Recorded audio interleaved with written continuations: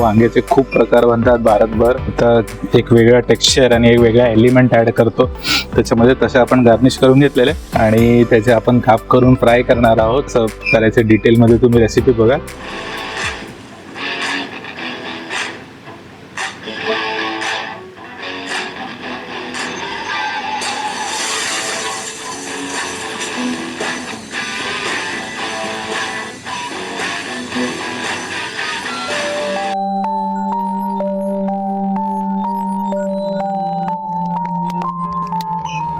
नमस्कार, माझं नाव विश्वजित वानखेडे आणि पुन्हा तुमचं स्वागत आहे रस्ता आणि रस्सा आपल्या चॅनलवर. तर कोकणात फिरतोय जवळपास एव्हरी डे, दररोजच 4-5 दिवस झाले असं फिश खातोय, फिश थाळी खातोय, नॉनव्हेज खातोय आणि म्हटलं थोडासा एक ब्रेक द्यावा नॉनव्हेजला, रादर फिश फ्रायला एक ब्रेक द्यावा, पण त्याच्यासारखाच एक पदार्थ बनवावा. अगेन टिपिकल कोकणी आयटम आहे, लवकर बनतो, खूप कमी इन्ग्रेडियंट्समध्ये बनतोय.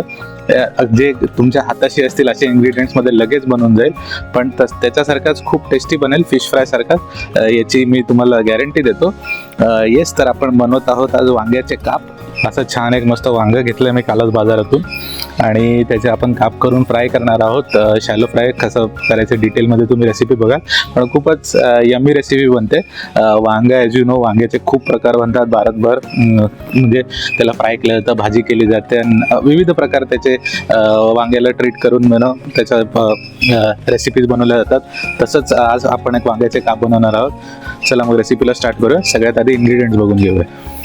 आपण एक असं छान असं वांग घेतलेलं आहे, पर्पल कलरचं, थोडं मोठं आहे म्हणजे त्याचे काप चांगले येतात, हे घेतलं आहे.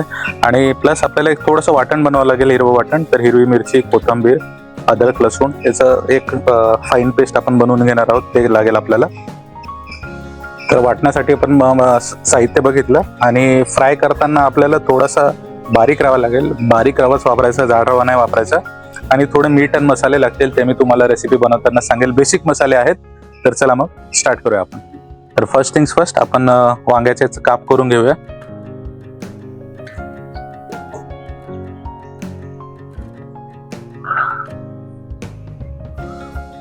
तर एकदम जाड नाही, एकदम बारीक नाही.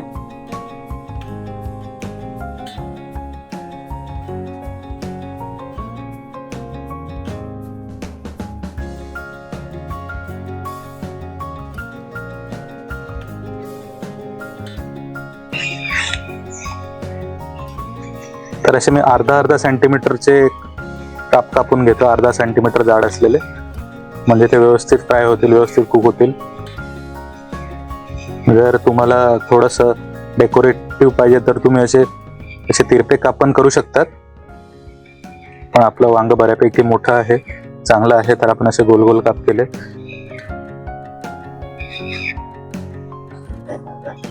हे असे गोल गोल काप पण दिसायला खूप सुंदर दिसतात.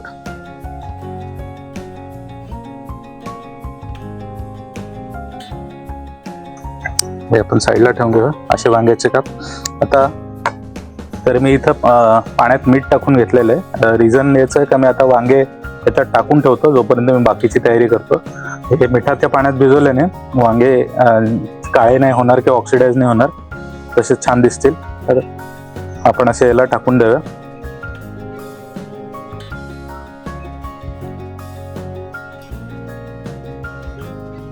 तर वाटण तयार करून घेतलंय मी.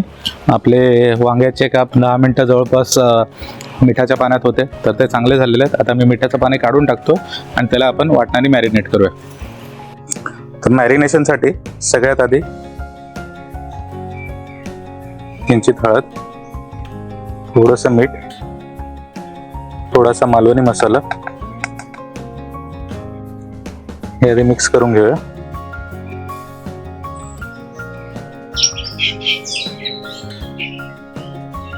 आणि मग याच्यात हिरवं वाटण काढून घेऊया.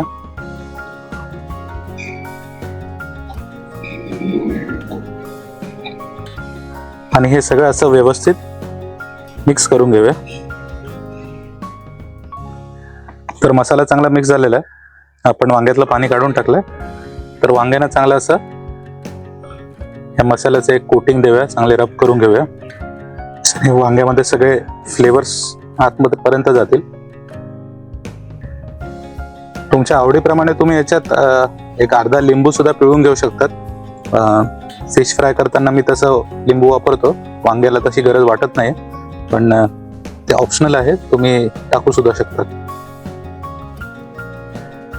कसे आता आपण सगळे वांगे मॅरिनेट करून घेतले आहेत, त्यांना मसाल्यामध्ये थोड्या वेळ बसू देवे, रेस्ट करू देवे आणि 10 मिनिटांनंतर आपण याला फ्राय करायला घेऊया. वांगे मॅरिनेट होतात त्या 5 मिनिटं झाले आहेत. आपण आता फ्राय करण्याची तयारी करून घेऊया. त्या कोटिंगसाठी सगळ्यात आधी बारीक रवा,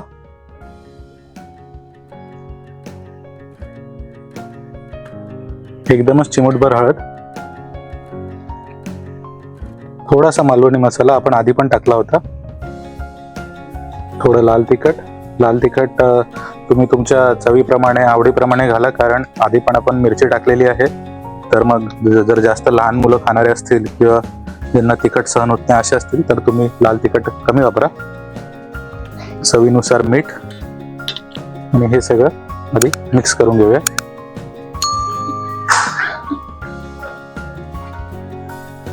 चला, वांगे मॅरिनेट झाले, आपलं कोटिंगसाठी रेडी आहे. तर फ्लॅट पॅन मध्ये असं थोडंसं तेल घेऊया.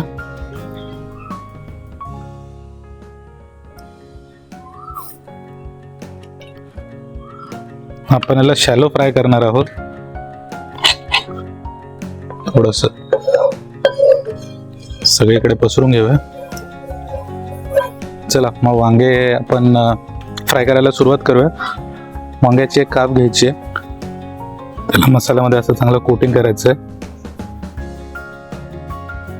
जस्ट आपण फिश फ्राय करतो त्यासारखं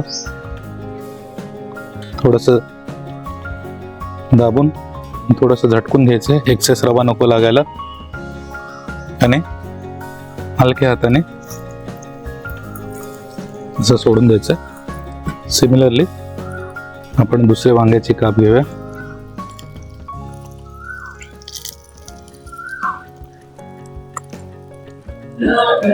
झटकून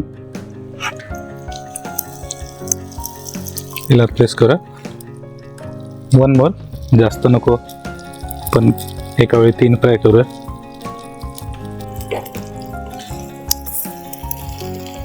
तर असे 3 वांगे आपण ठेवलेत, मीडियम फ्लेमवर ठेवूया आणि एका साईडला 2.5-3 मिनटं आपण फ्राय करून घेऊया आणि मग नंतर याला टर्न करूया. तर वांगे ठेवल्यानंतर तेल बरोबर स्प्रेड होतंय. तर आपले असे 4 वांगे आपण ठेवले, 4 स्लाइसेस, आणि याला आपण मीडियम फ्लेमवर चांगलं फ्राय करून घेऊया 2-2.5 मिनटं एका साईडला आणि मग नंतर टर्न करूया. 2 मिनटं झालेत, आपण आता टर्न करूया.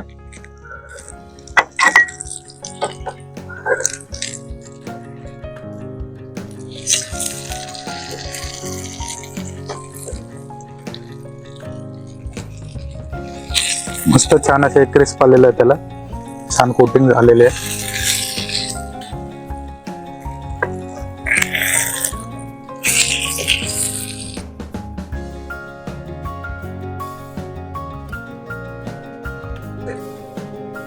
वांग्याच्या कापांची फर्स्ट बॅच रेडी झाली आहे, त्याला असं आपण काढून घेऊया.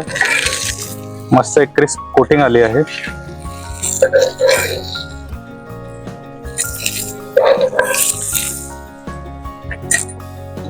हे बघा कसे मस्त असे लिटरली फिश सारखं झालेलं आहे, सगळ्या बाजूने कुक झाले आहेत आणि छान अशी बारीक कोटिंग आलेली आहे.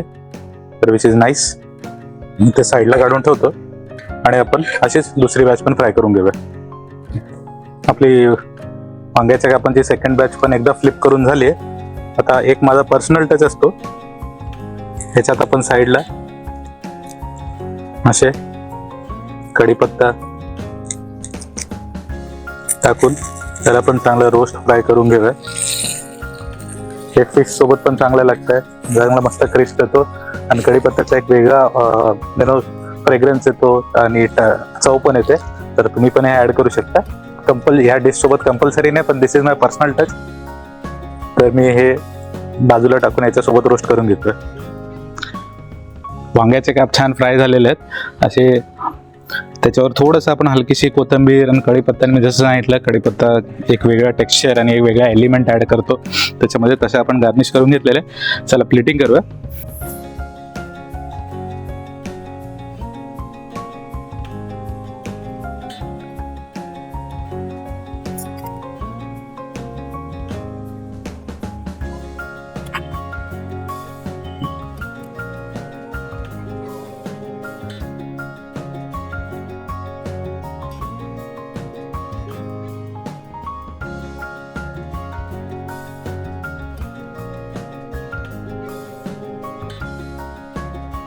Plating done. चला टेस्ट करूया.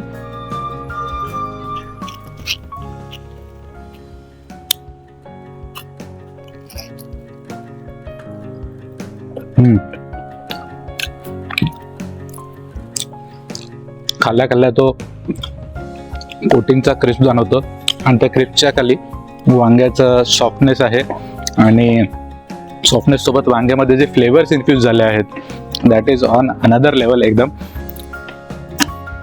जसं कोकणात जसं जास्त तिखट खात नाही तसं जास्त तिखट नाही, पण मसाल्यांची चव एकदम छान लागते आणि व्यवस्थित फ्राय केलं आहे, म्हणजे कुठेच असं रॉ लागत नाही आहे. आणि टू बी ऑनेस्ट, जर वांगं आपल्याला माहिती नाही आहे तर ते असं थोडंसं फिशसारखंच लागेल, जसं एकदम असं व्हेजिटेरियन फिश फ्राय टाईप्स झालेलं आहे.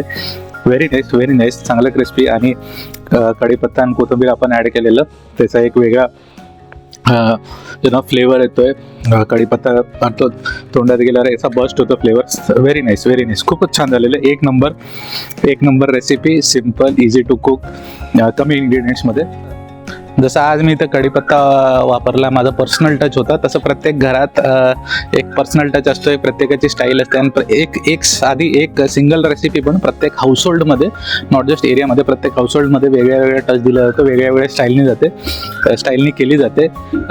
थोडे इकडे तिकडे फरक केले जातात प्रत्येक हाऊसहोल्डमध्ये. प्रत्येक घराघरात ती एक रेसिपी वेगळ्या प्रकारे बनते. तर कुठल्या रेसिपीमध्ये तुमची पर्सनल स्टाईल काय आहे ते मला नक्की कमेंट करून सांगा. आपण ती पण आपल्या रेसिपीमध्ये ट्राय करूया. तर वांग्याचे काप ही जी रेसिपी आहे ती आमच्या घरी जनरली बनत नाही. आमच्या घरी फिश फ्राय वगैरे होतो, पण हे बनवून आणि एवढं चांगले बनवून मला आमची एक कलिग होती ती आठवली. तर ती बऱ्याच वेळेला टिफिनला तिच्या आईच्या हातचे वांग्याचे काप असे फ्राय केलेले घेऊन यायची आणि ते ऑसम असायचे. ऑसम म्हणजे एक नंबर. आता मी जे बनवले ते पण चांगले झाले, पण त्या लेवलचे नाही होणार ऑब्व्हियसली. ते आधीच्या जनरेशन जसे बनवायचे ते नाही होणार. तर तिचं होमटाऊन पण कोकणात, वेंगुर्ला या ठिकाणी होतं आणि तो टच असायचा तिच्या मम्मीच्या हाताला. तर खूप चांगले बनायचे ते. आम्ही सगळेजण एकदम लगेचच फस्त करायचे होते. तर जर तू व्हिडिओ बघत असेल तर तुला माहिती आहे मी कोणाबद्दल बोलतोय. So this goes out to you. Anyways, खूपच छान झाले. आय होप तुम्हाला ही रेसिपी आवडली असेल. आपला व्हिडिओ आणि चॅनल आवडला असेल तर नक्की लाईक, शेअर, सबस्क्राईब करा. तोपर्यंत बाय बाय.